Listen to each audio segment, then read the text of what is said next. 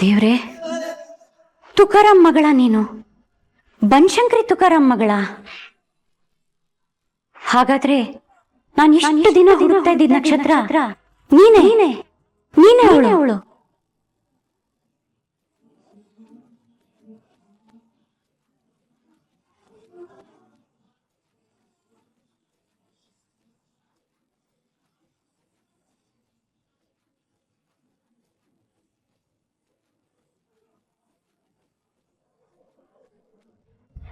ಭೂಪತಿ, ನಾನು ಈಗಲೂ ಹೇಳ್ತಿದ್ದೀನಿ, ಯಾರ್ದೋ ಪ್ರೆಷರಿಗೆ ಬಿದ್ದು ಮದುವೆಗೆ ಓಕೆ ಅನ್ಬೇಡಿ.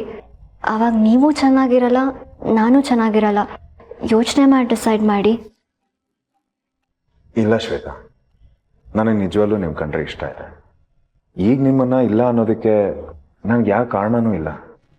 ನನಗೊಂದು ಆಸೆ ಇತ್ತು, ನಾನು ಶಕುಂತಲಾ ದೇವಿ ಮಗ ಅಲ್ಲದೆ ಹೋದರೆ, ಅಂದರೆ ನನ್ನ ಹೆಸರಲ್ಲಿ ಒಂದಷ್ಟು ಕೋಟಿ ಆಸ್ತಿ ಇಲ್ಲದೆ ಹೋದರೆ ನನ್ನನ್ನು ಯಾವುದಾದ್ರೂ ಹುಡುಗಿ ಇಷ್ಟಪಡ್ತಾಳ?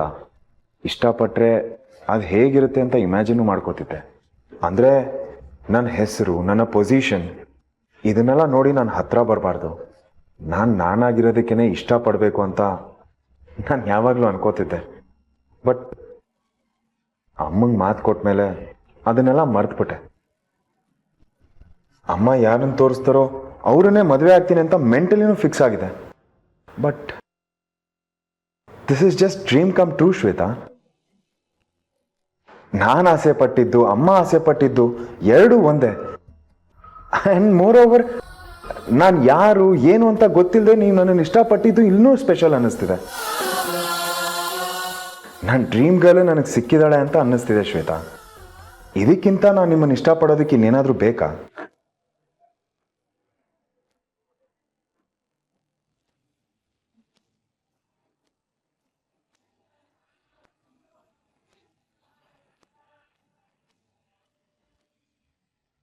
ಟ್ರಸ್ಟ್ ಮೀ, ನಾನು ಯಾವ ಪ್ರೆಷರಲ್ಲೂ ನಿಮ್ಮನ್ನು ಇಷ್ಟಪಡ್ತೀನಿ ಅಂತ ಹೇಳ್ತಿಲ್ಲ.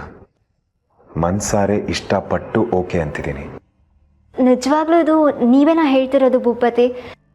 ನನಗೆ ನಂಬಕ್ಕೆ ಆಗ್ತಿಲ್ಲ. ಮೊನ್ನೆ ನನ್ನ ಪ್ರಪೋಸಲ್ನ ರಿಜೆಕ್ಟ್ ಮಾಡಿದ ಹುಡುಗ ಈ ಥರ ಎಲ್ಲ ಹೇಳ್ಬೋದು ಅಂತ ನಾನು ಅಂದ್ಕೊಂಡೇ ಇರಲಿಲ್ಲ. ಇದೆಲ್ಲ ಕನ್ಸು ಅನ್ನಿಸ್ತದೆ. Thank you Bhupathi, thank you so much. ನನ್ನ ಲೈಫಲ್ಲಿ ಅಂತ ಮಿರಾಕಲ್ ನಡೆಯುತ್ತೆ ಅಂತ ನಾನು ಅನ್ಕೊಂಡೇ ಇರಲಿಲ್ಲ. ಎಲ್ಲ ಓಕೆನಾ? ಇಬ್ಬರು ಮದುವೆಗೆ ಒಪ್ಕೊಂಡ್ರಾ?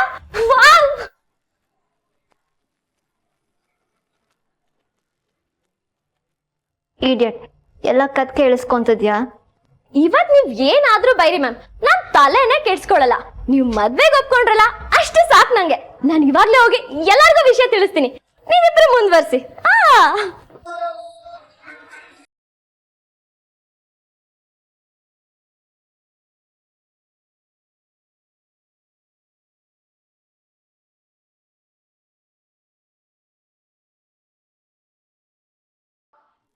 ಮೇಡಮ್, ಏನ್ ಹೇಳ್ತಿದ್ದೀರಾ? ನೀವು ನನ್ನನ್ನು ಹುಡುಕ್ತಿದ್ದೀರಾ? ಯಾಕೆ? ನೀವ್ ಯಾರು ಅಂತಲೇ ನಂಗೆ ಗೊತ್ತಿಲ್ಲ. ಆದ್ರೆ ನೀನ್ ಯಾರು ಅಂತ ನನಗೆ ಗೊತ್ತಲ್ವಾ ನಕ್ಷತ್ರ? ಆ ಸತ್ಯನ ಹೇಳೋದಕ್ಕೆ ಅಂತಾನೆ ಇಷ್ಟು ದಿನದಿಂದ ನಿನ್ನನ್ನು ಹುಡುಕ್ತಾ ಇದ್ದಿದ್ದು.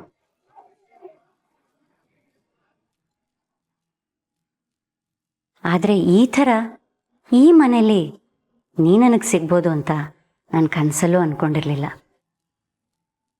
ಕೆಲವು ಸಲ ಪ್ರಶ್ನೆ ಮತ್ತೆ ಉತ್ತರ ಎರಡೂ ಒಂದೇ ಸೂರಿನ ಕೆಳಗೆ ಸಿಗತ್ತಂತೆ. ಆ ಮಾತು ಇವತ್ತು ನಿಜ ಅಂತ ಸಾಬೀತಾಯ್ತು. ನನ್ನನ್ನು ಕಾಡ್ತಾ ಇದ್ದಿದ್ದ ಪ್ರಶ್ನೆ, ನಾನು ಹುಡುಕ್ತಾ ಇದ್ದಿದ್ದ ಉತ್ತರ ಕೊನೆಗೂ ಒಂದೇ ಮನೇಲಿ ಒಟ್ಟಿಗೆ ಸಿಕ್ತು. ಮೇಡಮ್, ನನ್ಗೇನು ಅರ್ಥ ಆಗ್ತಿಲ್ಲ. ಏನು ಪ್ರಶ್ನೆ, ಏನು ಉತ್ತರ, ನನಗೇನು ಅರ್ಥನೇ ಆಗ್ತಿಲ್ಲ. ಇವಾಗಷ್ಟೇ ನಾನು ಅನಾಥೆ, ನನಗೆ ಯಾರೂ ಇಲ್ಲ ಅಂತ ಹೇಳ್ದೆ ಅಲ್ವಾ? ಆದರೆ ಆ ದೇವರು ಅದನ್ನೆಲ್ಲ ಇಷ್ಟು ಬೇಗ ಸುಳ್ಳು ಮಾಡ್ತಾನೆ ಅಂತ ಅಂದ್ಕೊಂಡಿರಲಿಲ್ಲ. ನೀನು ಅನಾಥೆ ಅಲ್ಲ ನಕ್ಷತ್ರ.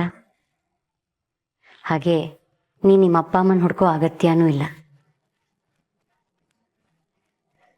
ನೀನು ಸರಿಯಾದ ಜಾಗದಲ್ಲೇ ಇದೆಯಾ, ಸೇರ್ಬೇಕಾದ ಕಡೆನೇ ಬಂದು ಸೇರಿದ್ಯಾ.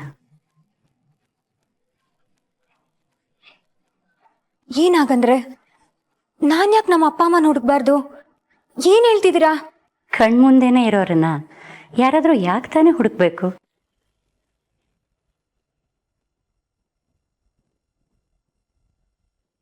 ಅಂದರೆ ನಾನು ಏನು ಹೇಳ್ತಾ ಇದ್ದೀನಿ ಅಂತ ನಿಂಗೆ ಇನ್ನೂ ಅರ್ಥ ಆಗ್ತಾ ಇಲ್ಲ ಅಲ್ವಾ ನಕ್ಷತ್ರ? ಇದು ನಿನ್ನ ಮನೆ.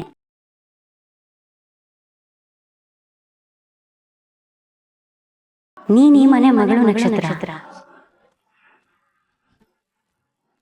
ನೀನೇ ಆರ್ತಿ ಚಂದ್ರಶೇಖರ್ ಅವರ ನಿಜವಾದ ಮಗ.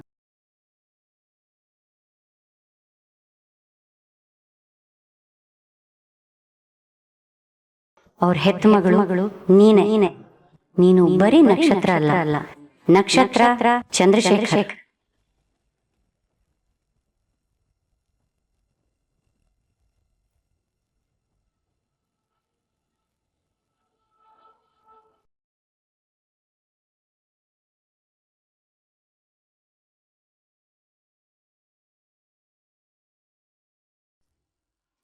ಮೇಡಮ್, ನೀವು ಏನೇನೋ ಮಾತಾಡ್ತಿದ್ದೀರಾ.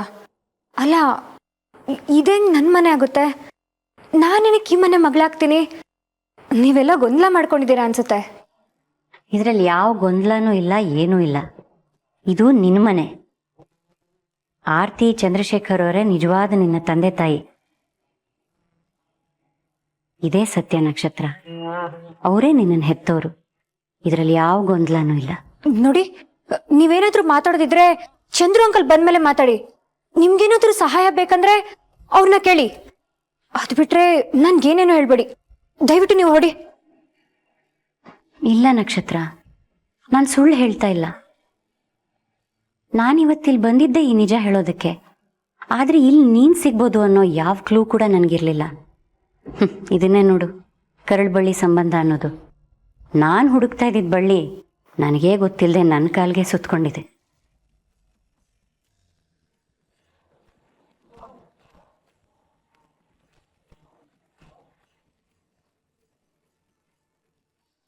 ಸಂಬಂಧನೂ ಇಲ್ಲ, ಏನೂ ಇಲ್ಲ. ಬೀದಿಲ್ ಬಿದ್ದವಳನ್ನ ಕರ್ಕೊಂಡು ಬಂದು ಮನೇಲಿ ಇಟ್ಕೊಂಡಿದ್ದಾರೆ. ನನ್ ಗನ್ನ ಹಾಕ್ತಿದ್ದಾರೆ. ಅದು ಬಿಟ್ರೆ ಅವ್ರು ಯಾರೋ, ನಾನು ಯಾರೋ. ಅಯ್ಯೋ ಹುಚ್ಚು ಹುಡುಗಿ, ನಿನ್ನ ಮನೇಲಿ ನಿನಗೆ ಏನು ಜಾಗ ಕೊಡೋದು?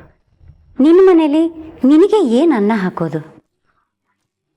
ಇದೆಲ್ಲ ನಿಂದೆ, ಇದೆಲ್ಲ ನಿನ್ನ ಹಕ್ಕು. ಇಷ್ಟು ವರ್ಷ ಇದ್ಯಾವುದೂ ಗೊತ್ತಿಲ್ಲದೆ ಇನ್ನೆಲ್ಲೋ ಇನ್ಯಾರ್ದೋ ಜೊತೆ ಬೆಳಿಬೇಕಾಗಿ ಬಂದಿದ್ದು ಮಾತ್ರ ಆ ವಿಧಿ ಆಟ. ಇಲ್ಲ, ನೀವೇನು ಹೇಳಿದ್ರು ನಾನು ನಂಬಲ್ಲ. ನನ್ನಂತ ಬಡವಳು ಇಂಥ ದೊಡ್ಡ ಮನೆ ಮಗಳ ಅದ್ಯಾವತ್ತಿಗೂ ಸಾಧ್ಯ ಇಲ್ಲ. ಶ್ವೇತಾ ಮೇಡಮ್ ಈ ಮನೆ ಮಗಳು. ಅವರು ಇದಕ್ಕೆಲ್ಲ ಯಜಮಾನಿ, ನಾನಲ್ಲ. ನನಗೂ ಇದಕ್ಕೂ ಯಾವ ಸಂಬಂಧನೂ ಇಲ್ಲ. ಹಾಗಂತ ನೀನು ಎಷ್ಟು ಸಲ ಅನ್ಕೊಂಡ್ರೂ ಅದು ಸತ್ಯ ಆಗಲ್ಲ. ನಿಜ ಬೇರೆನೇ ಇದೆ. ಶ್ವೇತಂಗೂ ಈ ಮನೆಗೂ, ಶ್ವೇತಂಗೂ ಈ ಆಸ್ತಿ ಪಾಸ್ತಿಗೂ, ಅವಳಿಗೂ ಈ ಸಂಸಾರಕ್ಕೂ ಯಾವುದೇ ರೀತಿ ಸಂಬಂಧನೂ ಇಲ್ಲ. ನೀನು ಅವಳು ಹುಟ್ಟಿದಾಗಲೇ ಅದ್ಲು ಬದಲಿ ಆಗಿದ್ರಿ. ಅದಕ್ಕೆ ಅವಳ ಜಾಗಕ್ಕೆ ನೀನು ನಿನ್ನ ಜಾಗಕ್ಕೆ ಅವಳು ಹೋಗಿರೋದು.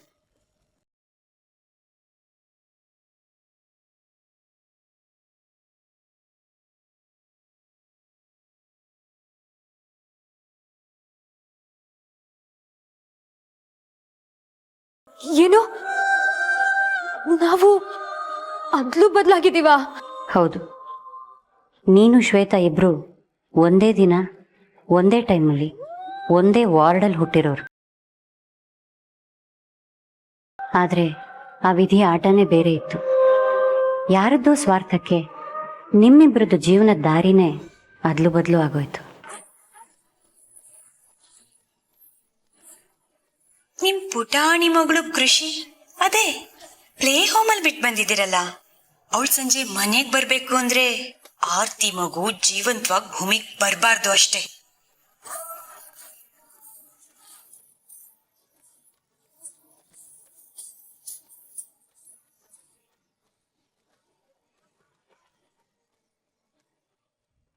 ಇಷ್ಟೆಲ್ಲ ಆದಮೇಲೆ ನನಗೆ ಸುಮ್ಮನೆ ಇರೋಕ್ಕಾಗಲಿಲ್ಲ. ನಿನ್ನನ್ನು ಶ್ವೇತನ್ನು ಹೇಗಾದರೂ ಮಾಡಿ ನಿಮ್ಮ ಮನೆಗಳಿಗೆ ಸೇರಿಸ್ಬೇಕು ಅಂತ ಪ್ರಯತ್ನ ಪಟ್ಟೆ. ಆದರೆ ಆ ದೇವರು ಅದಕ್ಕೂ ಅವಕಾಶ ಕೊಡಲಿಲ್ಲ. ಅವತ್ತೇ ನಾನು ಕೋಮಾಗೆ ಹೋದೆ. ಅವತ್ತಿನಿಂದ 23 ವರ್ಷ ನಾನು ಕೋಮಾದಲ್ಲೇ ಮಲ್ಕೊಂಡಿದ್ದೆ. ಅಷ್ಟು ಸಮಯ ನನ್ನ ತಲೆಯಲ್ಲಿದ್ದಿದ್ದು ನೀವಿಬ್ರು ಮಾತ್ರ. ತೀರಾ ರೀಸೆಂಟಾಗಿ ನನಗೆ ಎಚ್ಚರ ಆದಮೇಲೂ ನಿಮ್ಮಿಬ್ರೂ ನಿಮ್ಮ ಮನೆಗೆ ಸೇರಿಸ್ಬೇಕು ಅನ್ನೋದಷ್ಟೇ ನನ್ನ ಯೋಚನೆ ಆಗಿತ್ತು. ಅದಕ್ಕೋಸ್ಕರ ಏನೇನೋ ಪ್ರಯತ್ನ ಪಟ್ಟೆ, ಎಲ್ಲೆಲ್ಲೋ ಹುಡುಕಾಡ್ದೆ. ಕೊನೆಗೂ ಶ್ವೇತಾ ಸಿಕ್ಕಿದ್ಲು, ಆದರೆ ನೀನು ಸಿಗಲಿಲ್ಲ.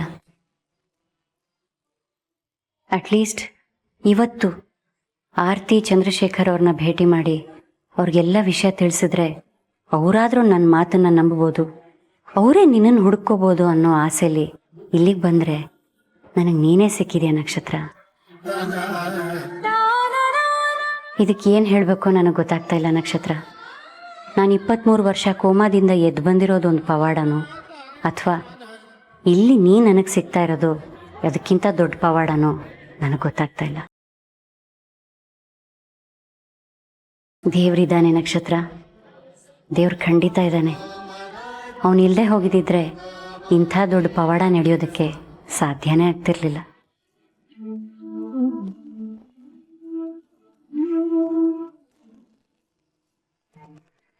ಮತ್ತೆ ಹೇಳ್ತಾ ಇದ್ದೀನಿ ನಕ್ಷತ್ರ, ನೀನು ಅನಾಥೆ ಅಲ್ಲ.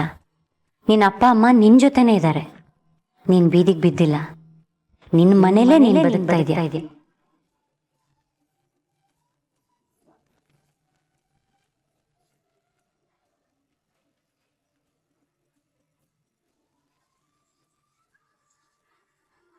ಇದು ನಿನ್ನ ಮನೆ, ಇಲ್ಲಿರೋರೆಲ್ಲ ನಿನ್ನೋರು ನಕ್ಷತ್ರ. ನಾ ಸುಳ್ಳು ಹೇಳ್ತಾ ಇಲ್ಲ, ಇದೆಲ್ಲ ನಿಂದೆ. ಇಲ್ಲಿರೋರೆಲ್ಲ ನಿನ್ನೋರೇ.